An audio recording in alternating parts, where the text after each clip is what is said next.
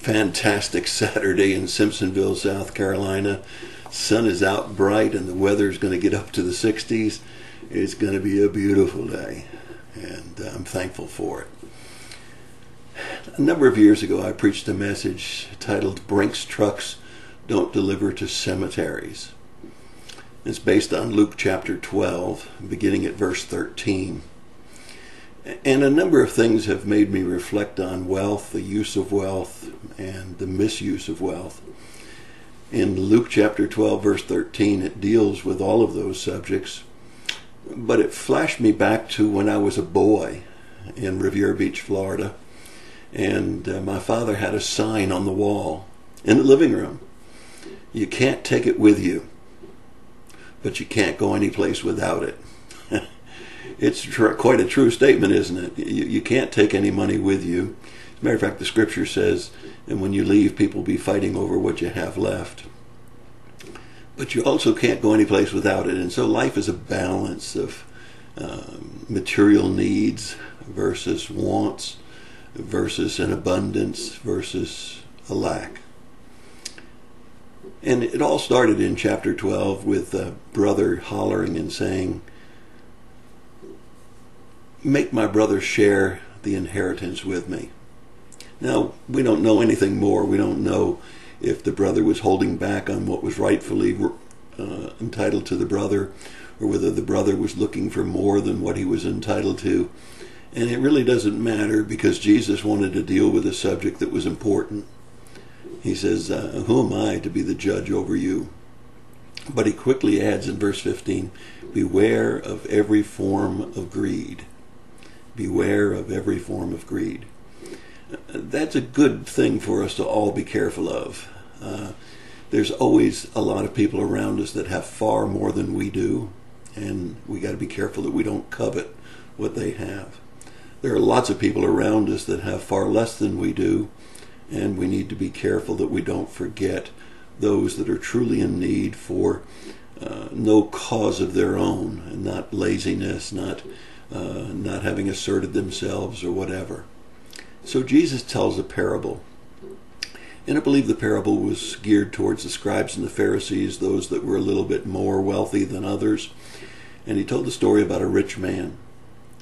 Well, it says that he was rich. He said he had rich land, and he had a full barns. And when the new crop was coming in, which was abundant again, the rich man says, I know what I'll do. I'll build bigger barns. Tight-fisted, he wanted to store it all. And he wanted to store it for very selfish reasons. He wanted to store it so that he himself could have security and ease and eat, drink, and be merry. Well, he already was rich.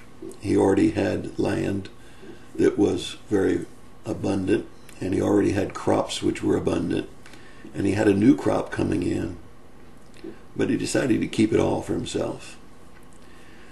And in verse 20, God calls him a fool. Now that's pretty strong language, because the Bible tells us not to call anybody fool. But he says in verse 21, so it is with a man who lays up for himself but is not rich towards God. One of the things that I learned a number of years ago was the importance of tithing, of giving back to God. Only giving back to God based on what I'd been blessed with. It wasn't always easy, especially in the early days of tithing. Sometimes that money was coming out of my need money, because I was in almost poverty level when we were first married.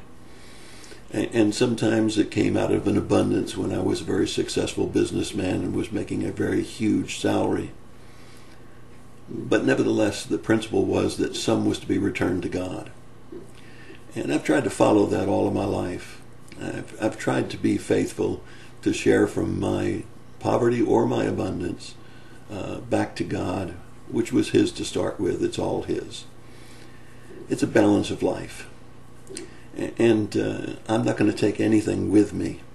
And there'll probably be some that will be fighting and questioning after I'm gone how I distributed whatever was left.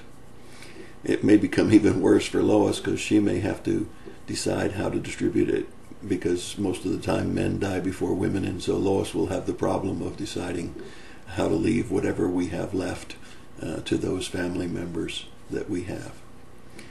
A balance of life, learning not to be greedy, learning to return to God, that which is God's, and being sure that we keep the right priorities of life. It's a wonderful thing for us to be able to sit back and say, I have extra. Now, how will I use it? And everybody has the right to use their money any way they care to. God allows us that privilege, and we have that privilege. And so every one of us has the right to decide what they want to do. But we also have the responsibility of being good stewards, of being sure that we do not squander what He's given to us. So I hope that that thought for the day, be on guard against every form of greed, being remembrance of the fact that Brinks trucks don't deliver to cemeteries and that we're all getting older. I hope that it'll give you some thought about what you do with what God blesses you with. That's your thought for the day. God bless you and have a great day.